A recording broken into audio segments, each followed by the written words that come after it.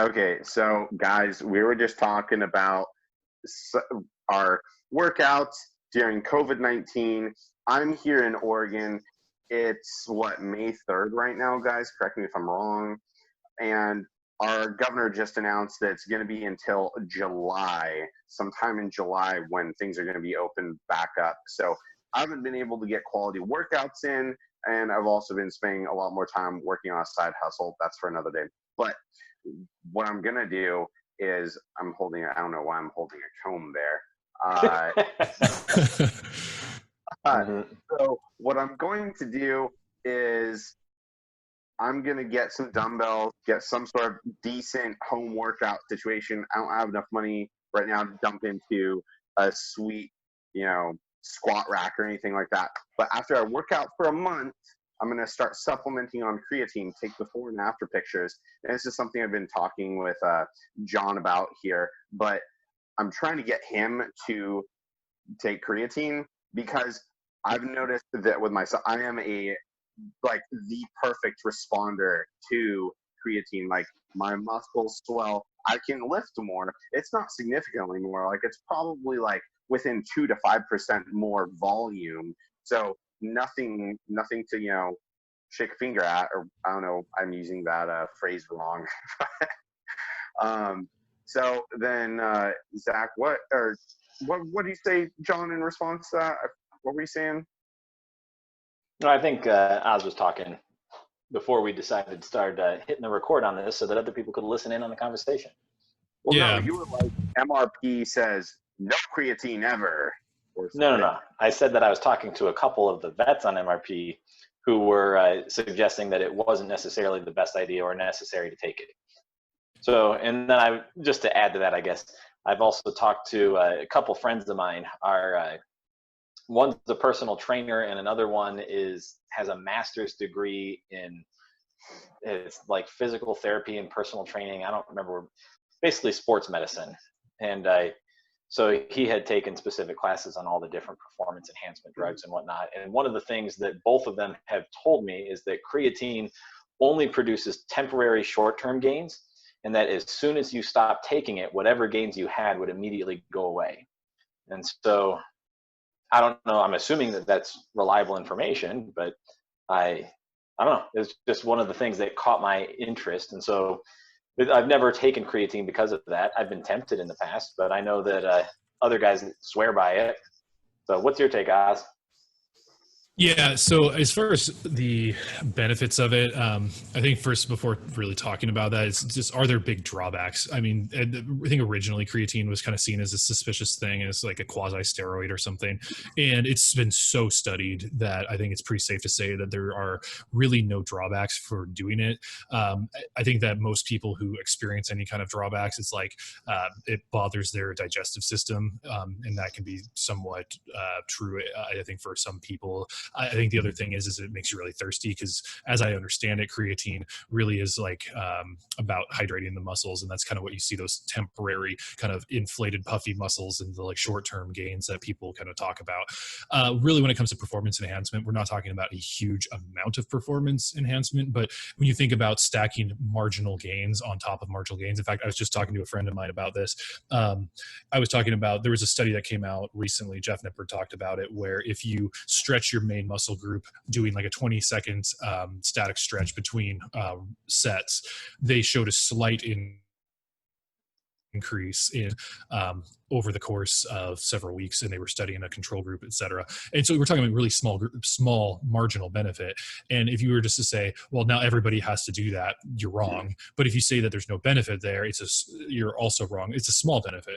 And so that plus another small benefit, plus another small benefit, plus another small benefit, you're stacking the deck in your favor. So even if there's only marginal benefits from a strength gain or muscle gain perspective, if your goal is to get as strong and as big as possible, I think it's worth going for, especially since it is exceptionally cheap. I think the only thing that's difficult with creatine is just remembering to take it and getting in the habit of it, because I think that was the tough part for me for a while. But Lane Norton, Mike Matthews, Jeff Nippard, all pretty science-based guys, to my understanding, unless they've changed their stances recently, I think they make very good arguments for the use of creatine. So when I'm lifting heavy, take it. Right now, since I'm not really in any kind of progressive overload lifting just based on availability of weights, I'm not. But when I get a chance to do so again, I will. Real quick on your buying dumbbells and other weights for a home gym, Levi, I will just say, good luck in working on right now, and the availability of this stuff is like totally sold out online. If you've looked for it anytime in the last month or so, even on like OfferUp or Craigslist, these things are going within hours of being posted. So if you're serious about it, start looking quickly. I was looking at getting a squat rack and all that, and I've noticed the same difficulty. I figure if you put the money down for it, if you really look at it, if you're going to pay somewhere around, I've got a family of 6, and so we're going to pay something like $100 a month for a gym for all of us to participate in. Realistically, I'm the only one who's going to be using it with any consistency. And ultimately, at that rate, after 2 years of paying $100 a month, we're talking $2,400. Plus all the gas of driving back and forth, the extra, if it's 10 minutes away, is the closest decent gym to me. And so if I'm going to drive 10 minutes, that's 20 minutes out of my day just of driving time every time I go. If I'm going 4 times a week, now we're talking 80 minutes a week, which is, an hour and a third. But ultimately, it makes more sense to go ahead and buy the home gym, just get it done with, as long as you have a place to actually put it. And but that said, like you say, if you can't get anything right now because they're all selling out, yikes, nothing you can really do there. Yeah, I found that like just refreshing pretty much every couple hours or so, I found a couple deals. I mean, I managed to get a nice bar and a couple plates, and really I'm a few plates away from being able to at least get back on more of a maintenance lifting. But yeah, it's a hard life out there if you're a lifting gangster. So the inevitable question has to be asked then, since this is technically Red Pill Christian group, what do you make of the idea of foreign substances in the body? If we're talking about creatine. Creatine or anything. I'm pretty easygoing on foreign substances in the body. Personally, I have no problem. I've never done steroids. I've entertained the idea of doing steroids. Other than that, they're illegal. If I was to study up on it and I came to the conclusion that temporarily using this isn't going to shrink my dick or my balls, it's going to have no real overall massive effect on my psyche. I do know that there's fluctuations emotionally, but if I just bumped up my testosterone by like 300 milligrams a month or something, or a day, 1/3 of what my max testosterone level would be. I think it's milligrams. It could be micrograms. I have no problem with it, other than like making sure it's done safely and I have enough money. I haven't doing that. And when so as an opinion, that makes sense. What I'm asking for is, what's the biblical foundation for that? What's the biblical foundation for that? If I can kind of jump in real quick here, because I'll take the counterpoint to this, where I definitely am more skeptical of artificial or foreign subs in certain cases. So like creatine, obviously I'm fine with, but it's naturally produced in red meats, fish, things like that. And if you want to like take a bunch of creatine, eat a ton of red meat, it won't be quite the same as supplementing it, but it's the same as like protein, right? Say you have a diet where you're somewhat deficient in protein. I don't think there's any kind of biblical issue or moral issue in saying, well, eat more protein. I think what you're doing there is you're augmenting a natural part of your body's physiological process with other naturally available things. I guess you're really just supplementing what's already there. I think when you start looking at performance enhancement drugs to the point of steroids and things, you're really starting to get beyond what is possible from the way the human body was created. So I think that you're starting to get you're playing your hand at creator, and I think that gets into all a bioethical standpoint. So where do you draw the line? So okay, great. So what do you make of Samson in that situation then? Because Samson was in a spot where God had intentionally given him muscle capacity beyond what any ordinary human was capable of doing.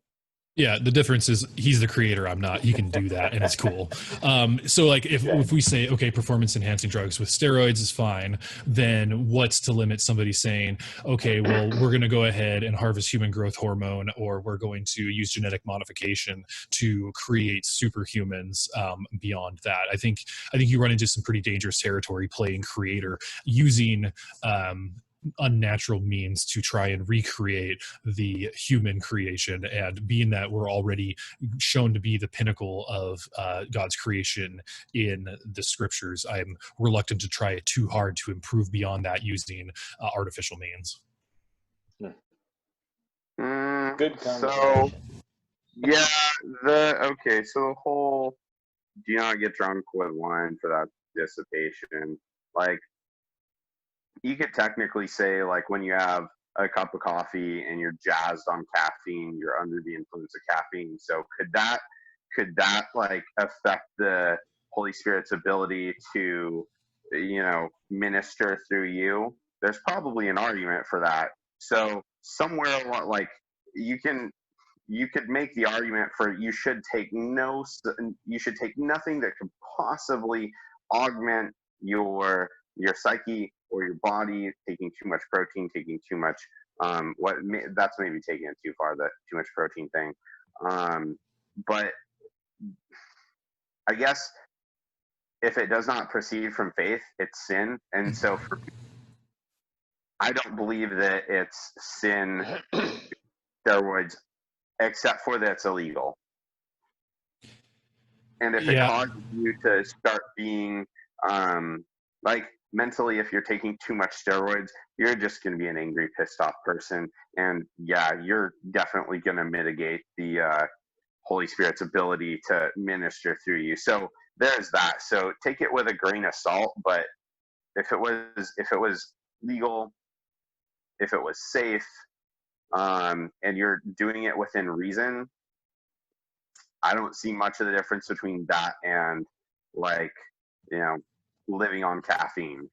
Well, I think the difference is when you stop doing caffeine, the side effects wear off, and when you stop drinking, you sober up, and these are temporary modifications. Now you can do long-term damage with those things, but the benefits, if you will, aren't going to be realized indefinitely. And I think the other thing too is you got to apply different moral standards and think through different scenarios, right? So one of the moral standards is, what if everybody were to participate in this, or how does this affect the rest of humanity, right? So we look at the sexual marketplace, and we look at the skewing that has happened based on, like, social media, Photoshop, et cetera, where we have very highly unrealistic views of what is normal. Like, if you go around the streets and you ask somebody what's like a normal 5 out of 10 or something like that, you're going to get super crazy answers compared to the reality of the situation. Things are very skewed based on perception. Introduce steroids, right? So you have guys who are now like Chadzilla because they're just roided out and juiced all to the hilt, and that's going to apply an upward pressure on the standard of what is normal. And I don't think that's doing something good as far as being a steward of creation, let alone trying to enculturate things from a gospel perspective. We don't want to raise the bar too high. I mean, as somebody who's unlikely to take steroids in my life unless there's a medical necessity, I maybe have a vested interest in not being the only guy not using steroids here. But I'll put it out this way. I do have a friend who he juiced for 5 years, and the guy got huge. I mean, he's definitely a very big guy, huge for a while.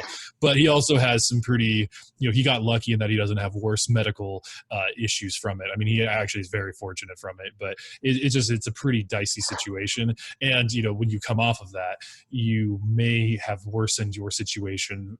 You may have done some damage that you're not going to get back.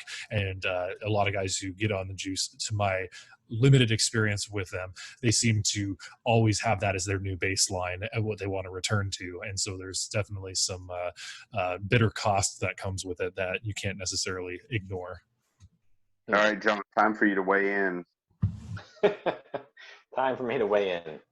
I think you all know that I always take the Romans 14 approach, that there are some disputable issues. There's obviously no verse that specifically says, thou shalt not take creatine, right? And so instead, Romans 14 tells us there's a two-part approach that Paul kind of applies. The first is 14:14, where it says, I'm fully persuaded, being convinced of the Lord Jesus Christ, that nothing is unclean in itself, but if anyone regards it in his heart as unclean, then for him it is sin. And so if you are of the persuasion already, hey, doing that type of thing would be sinful for me, then you better not do it, or else you're right. However, if you're not of that persuasion, then and your heart has no conscience against it, it's not just that whatever your conscience allows you to do, it gives you a free pass, because then you have to go to part 2 of the test, which is 14:23, saying anything that does not proceed from faith is sin. And so then the question is, okay, how does my faith compel me to do something like this? Or how can I do this in some way that advances our faith and puts the gospel out into the nations?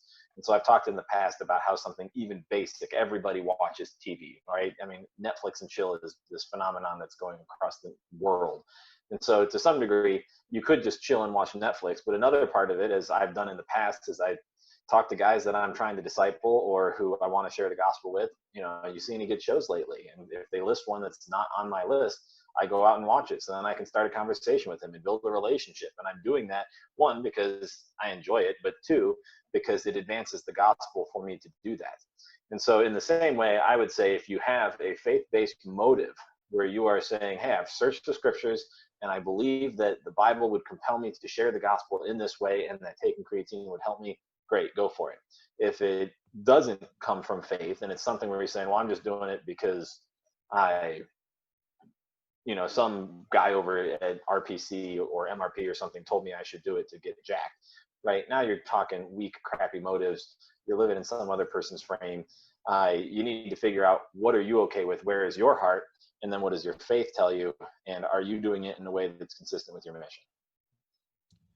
So at risk of making this a much longer conversation than I have time for, I'm going to just ask, are there absolutes in terms of God's moral standard that, regardless of your opinion about them, are they sin?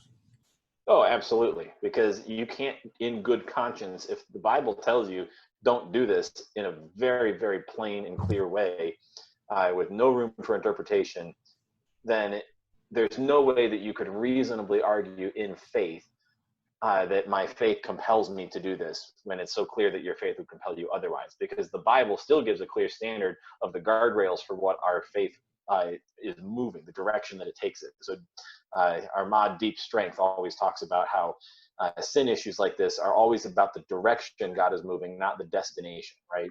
And so that's why I would say the Bible puts the guardrails on the road leading us to the direction that we're moving. And so with that being said, I always use up, are there hard standards? Watching child porn is one of the ones I always love using as an example, because as soon as you mention that in a room full of church-going Christians and you ask, is watching child porn a sin? Everybody's like, of course, that's the worst sin ever. How could you ever say that it's not? And there's no good argument for it. And I say, okay, imagine you're an FBI analyst, and it is your job to watch that video to find clues that ultimately lead to the catch of the perpetrator, so that you can prevent him from ever harming other children in that way. Now is it sin? Well, everybody backtracks immediately and says, oh, well, I guess maybe it's not always sin, but it's context dependent, right? And so there are some things where the sin itself is defined within its own context. So fornication, for example, is usually describing a type of sex outside the marital relationship. And so because the context is inherent in the sin, you're defining that context, you're making it clear, in that context is always sin. But the act of having sex is obviously not sin, because it's okay in marriage itself. So the behavior is not what is sin. It is the context in which you're engaging in that behavior that defines it as sin or not. And so the same thing would go for murder. Is murder always sin, right? Or killing or whatever. And yet we see that God himself, for his own context, will strike people dead for his own righteous self-indignation motives, right? Well, in fairness, thou shalt not kill would be rendered thou shalt not murder. It's definitely a different prescription than what it's made out to be most often. So that one, just to clarify. Fair enough. But the point being is that there are always different contexts where if God orders a nation go to war, go kill every last one of them, including their men, women, and children, and animals and everything. Don't let anything stand to the ground. Then we know that it's not sin in that situation. And yet if you're doing it because you hate the person and you just want to see them die, then obviously that would be sin. So yes, there are very clear, hard lines within the contexts that are given. That's what I would say. Well, thank you for the answer. That actually subverts a huge, long possible conversation. So appreciate that, especially since I got to wrap up here, gentlemen. All right. Well, we'll call it a day. Thanks for doing another short, and hopefully we'll have more content to put out soon. But I'm really enjoying these conversations, and I'm looking forward to having more of them. Me too, guys. Before we go, like and subscribe. Make sure you turn that little notification bell on. That way when we post content, boom, you're the first to get the notification. Thank you so much. Thanks, Levi. You're always going to be our best marketer here. Yep. That is a special All right. kid, man. Catch y'all later. Later.